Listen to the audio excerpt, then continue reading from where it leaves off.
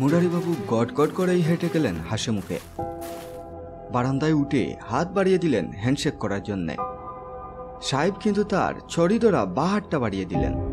তখন মুরারিবাবু দেখলেন ওর ডান হাতটা কাটা, কুটের শূন্য হাতটা ঝুলছে কাঁধ থেকে। কিন্তু অদ্ভুত কায়দায় ওই হাত দিয়েই টুপিটা বগল দাবা করে রেখেছেন। এবার ছড়িটা বগল দাবা করে হ্যান্ডশেক করলেন। মুরারিবাবুর মনে হলো প্রচণ্ড ঠান্ডা এক টুকরো বরফ তাকে কিংবা তিনিই বরফের টুকরোটাকে আঁকড়ে ধরেছেন। হাত ছাড়াছাড়ি হয়ে গেলে কিছুক্ষণ মুরারিবাবুর হাত নিঃসার হয়ে রইল। ঠান্ডায় রক্ত যেন জমে গেছে, নাকি সাহেবরা শীত প্রধান বরফ পড়া দেশের লোক বলেই তাদের শরীর এমন ঠান্ডা হয়? মুরারিবাবু জীবনে কোনো সাহেবের সঙ্গে হ্যান্ডশেক করেননি। সাহেবের পিছু পিছু বাংলোর অন্য ঘরটায় ঢুকে দেখেন টেবিলে পুরনো ছেঁড়া একটা ডাকনা, তার উপর চমৎকার লোভনীয় খাবার সাজানো আছে। স্যান্ডউইচ, ডিমের অমলেট, কলা, আপেল, আঙ্গুর পর্যন্ত। একটা প্লেটে সন্দেশ দেখে অবাক হলেন মুরারিবাবু। তাহলে সাহেবরাও সন্দেশ খায়? পটে সম্ভবত কফি রয়েছে। মুরারিবাবুর নোলায় জল এসে গেল। না, সাহেব ভূত হতে পারে এবং হুক না ভূত হতে কি, কিন্তু খাবারগুলো মোটেও ভুতুরে নয়, রীতিমতো সুস্বাদু। জটিলের হাতের শেখা আর পচা মাখন মাখানো টোস্ট, বাদুর চুষা কলা আর কুকুরের কানের মতো শক্ত অমলেট খেয়ে মুরারিবাবুর জ্ঞান না ধরে গেছে। আর আঙ্গুর, এমন মিঠে রসে টৈটম্বুর আঙ্গুর খেতে পাওয়া কি সহজ কথা? কফিই বটে। তাড়িয়ে তাড়িয়ে খাচ্ছেন মুরারিবাবু। আর যতটা সাধ্য ইংরেজিতে দেশের হালচাল নিয়ে কথা বলে যাচ্ছেন। সাহেব কিন্তু কোনো জবাবই দিচ্ছেন না, শুধু টুটের কোনায় হাসি রয়েছে, এই যা। একসময় মুরারিবাবু বললেন, sir, I think that car is years. সাহেব মাথাটা দুলিয়ে বললেন, ও ইয়েস বাবু। এবার মুরারিবাবু গাড়িটা কিভাবে বুদা মিত্রের কাছে কিনেছেন, কিভাবে ওটার যত্ন আত্তি করেন তা বললেন। তারপর ফের জানতে চাইলেন রোজ রাতে গাড়ি চেপে সাহেব কোথায় যান এবং কখন ফিরে আসেন। সাহেব একটু হেসে জবাব দিলেন, I come here every night. Why sir? Oh Babu, that's a long story. লম্বা কাহিনী। ঠিক আছে, মুরারিবাবু না শুনে ছাড়বেন না, সাগ্রহে বললেন, প্লিজ টেল মি স্যার। এরপর সাহেব বা সাহেব যা বললেন তা সংক্ষিপ্তভাবে এই রকম। সাহেবের নাম রবার্ট বেলিংটন। এই বাংলোটা ছিল তারই। পিছনে নদী আছে। আজ থেকে 60 বছর আগে এর চেয়ে বেশি জঙ্গল ছিল এখানে। কেউ আসতে সাহস করত না এই এলাকায়। শিকার করার নেশা ছিল বেলিংটন সাহেবের, তাই এখানে এই বাংলোটা বানিয়েছিলেন। মাঝে মাঝে এসে এখানে থাকতেন। বিয়ে টিয়ে করেননি, ওই ফুড গাড়িটা চেপেই আসতেন বাংলোয়। একবার কলকাতা ফেরার পথে দুর্ঘটনা ঘটে যায়। রাস্তা কাঁচা ছিল তখন, আগের রাতে বৃষ্টি হয়েছিল। চাকা পিছলে গাড়িটা পাশের খাদে কাত হয়ে পড়ে। সাহেব বেঁচে যান, কিন্তু ডান হাতটা কেটে বাদ দিতে হয়েছিল। সুস্থ হওয়ার পর বাঁ হাতে স্টিয়ারিং ধরে গাড়ি চালাতেন, কোনো অসুবিধে হতো না। বাংলোয় এসে রাত কাটাতেন আগের মতো। একবার হলো কি, অভ্যাস মতো কলকাতা থেকে বেরিয়ে পড়েছেন বেলিংটন।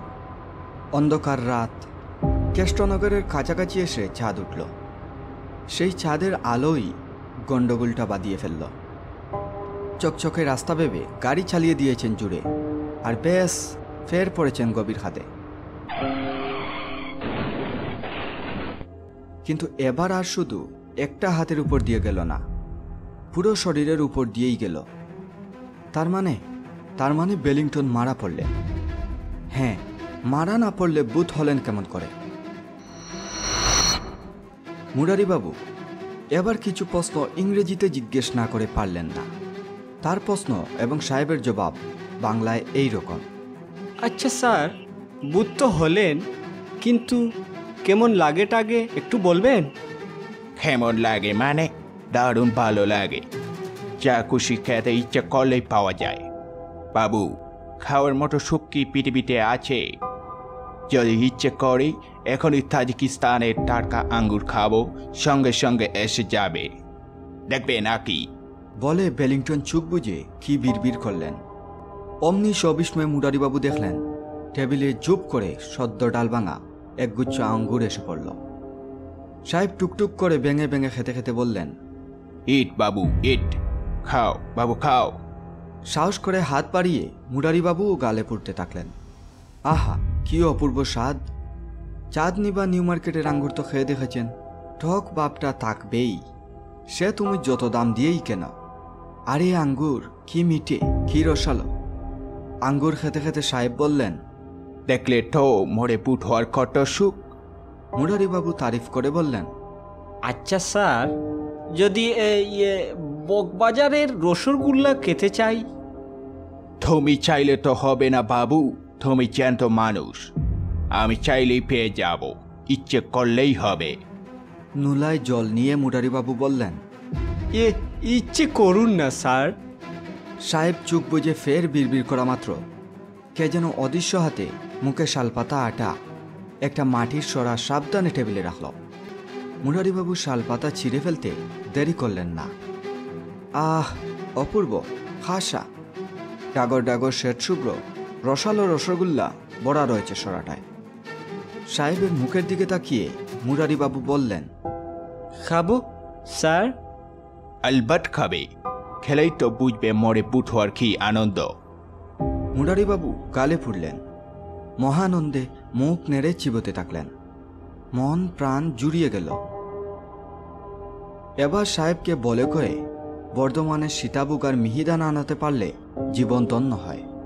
বললেন, সত্যি বটে স্যার, স্বীকার করছি মোরে বুথ হওয়ার খুব আনন্দ।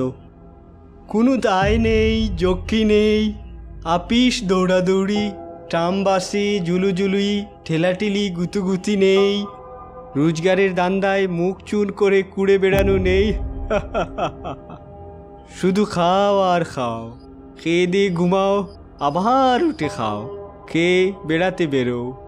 আর বেরোতেও অসুবিধা নেই, মোটর গাড়ি চাও তাও পাচ্ছ, তবে মোটর গাড়িটিরও মোড়ে বুট হওয়া চাই, বুঝেছ তো? আর ওই ফুড গাড়িটা বাকি সেই দুর্ঘটনায় আমার সঙ্গে মারা পড়েছিল, তাই ওটা পেতে অসুবিধে হয়নি। রসগোল্লার সরা সাবার করতে করতে মুরারিবাবু বললেন, কিন্তু স্যার, গাড়িটা বুদামিত্তিরের গ্যারেজে গেল কিভাবে? আর এই সে এক কাণ্ড, গাড়ি ভাঙাচোরা যন্ত্র আর বডিটা কুড়িয়ে মল্লিক বাজারে খারাপ বেচে দিয়ে এসেছিল। তোমাদের বুদামিত্তিরটাকে মাত্র 25 টাকায় কিনে জোড়া টালি দিয়ে আগের মতো করে ফেলেছিল। লোকটার প্রশংসা করতেই হয়, অবিকল আগের চেহারা ফিরিয়ে দিল। মুরারিবাবুর রসগোল্লা খাওয়া শেষ। এবার বর্ধমানে সীতাবুক আর মিহিদানার কথা তুলবেন। কাচুমাচু মুখে বললেন, স্যার, এবার? তাকে বাধা দিয়ে বেলিংটন বললেন, সব হবে, সব হবে, কিন্তু এবারে তাহলে স্বীকার করছো তো বাবু, মোড়ে পুট হওয়ার মতো আনন্দ আর নেই। আলবৎ স্যার, তার বলতে বেঁচে থাকার কোনো মানেই হয় না। অমনি সাহেব উঠে দাঁড়িয়ে বললেন, তাহলে এসো। অবাক হয়ে মুরারিবাবু বললেন, কোথায় স্যার? কেন মরতে? মরতে? হ্যাঁ, না মরলে বুট হবে কি করে? চলে এসো বাবু, দেরি করো না। আর এই শুনতে যতটা লাগে তত কিছু নয়, ঠেরি পাবে না। এসো, উঠে এসো। মুরারিবাবু আতকে উঠলেন। এবার বুঝতে পেরেছেন জুকের বসে কি বলে ফেলেছেন। হায় হায়, খাওয়ার লোভেই এই বিপদ। বেলিংটন টেবিলের উপর দিয়ে বাহারটা বাড়িয়ে খপ করে মুরারিবাবুর একটা হাত ধরে ফেললেন। তারপর হেঁচকা টান মেরে উঠালেন তাকে। চেয়ারগুলো ধুমধাম ছিটকে পড়ল।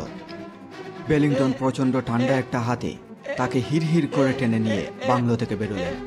এবার মুরারিবাবু আর্তনাদ করে উঠলেন, ওরে বাবা রে, মেরে ফেললো রে, বাঁচাও বাঁচাও! কিন্তু বেলিংটন তখন নিজ মূর্তি ধরেছেন। কুট প্যান্ট পরা আস্ত কঙ্কাল হয়ে উঠেছেন। কঙ্কালটার একটা হাত নেই, এই যা। এবং সেই কঙ্কালের মুন্ডুটা দাঁত কিরমির করে হাসছে। আর বরফের মতো ঠান্ডা হাড়ের আঙ্গুলে মুরারিবাবুর লিকলিকে কবজি ধরে আছে, টানতে টানতে নিয়ে যাচ্ছে তাকে। এই বিজন অরণ্যে কেই বা তাকে বাঁচাবার জন্য আসবে? একেই তো বলে অরণ্যের উদন। মুরারিবাবুর গলা ভেঙে গেল চেঁচাতে চেঁচাতে। তখন চুপ করলেন। বেলিংটন তাকে সেই ফুটগাড়িতে ঢুকিয়ে কঙ্কালি হাস্য হেসে বললেন,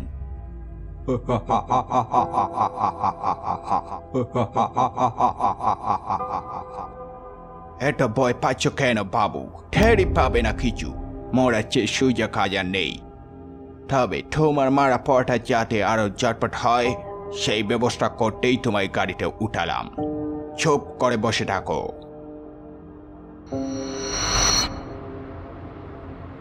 গাড়ি চলতে শুরু করলো।